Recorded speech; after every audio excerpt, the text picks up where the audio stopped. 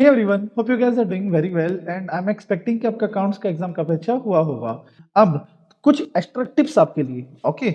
कैसे आप स्कोर कर सकते हो, मतलब लो का एग्जाम हो, थ्योरी का एग्जाम हो, अगर आपको कंसेप्ट के अलावा 3 से 4 नंबर स्कोर करना है तो क्या बेस्ट स्ट्रेटेजी आप फॉलो कर सकते हो।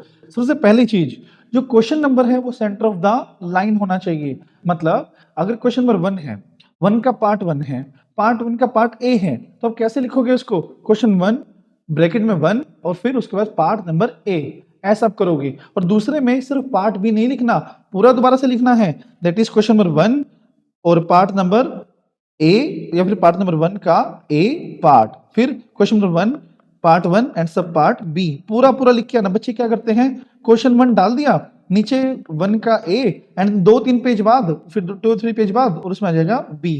तो ये बी एग्जामिनर को पता ही नहीं चलता कि किस चीज का बी है, ये तो पूरा लिखना है 1 एंड बी। ओके, ये बेस्ट तरीका है क्वेश्चन लिखने का। सेकंड, आपको हर एक केस स्टडी, देखो जो डायरेक्ट क्वेश्चन है उनकी बात नहीं मैं कर रहा, यहाँ पे बात मैं कर रहा हूँ जो केस स्टडीज में आते हैं। केस स्टडीज में पहला आप लिखोगे अपना प्रोविजन। प्रोविजन में आता है हमारा सेक्शन की रेफरेंस, और जो क्वेश्चंस है, क्वेश्चंस में आप क्या क्या लिखते हो, क्वेश्चंस पढ़ के आपको क्या पता चला कि इस बारे में कानून क्या कहता है, वो आपको पूरा प्रोविजन में लिखना है। फिर एक लाइन का गैप, देन अपना फैक्ट। फैक्ट में सिर्फ आती है क्वेश्चन की समरी, क्वेश्चन ने आपने पढ़ा और आपको क्या लगा क्वेश्चन के बारे में, आपको क्वेश्चन के बारे में क्या लगा कि क्वेश्चन क्या कह रहा है, तो उसका फैक्ट बिल्कुल। एट देन कंक्लूजन, कि प्रोविजन की बेस पे इस क्वेश्चन का आप क्या आंसर देने वाले हो, ये होता है अपना फैक्ट।